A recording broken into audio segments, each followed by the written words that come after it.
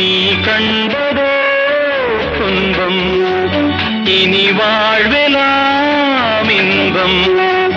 சுகராகமே ஆரம்பம்.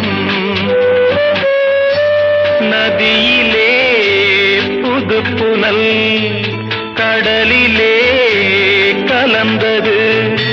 நம் சொந்தமோ இன்று இணைந்தது, இன்பம் பிறந்தது.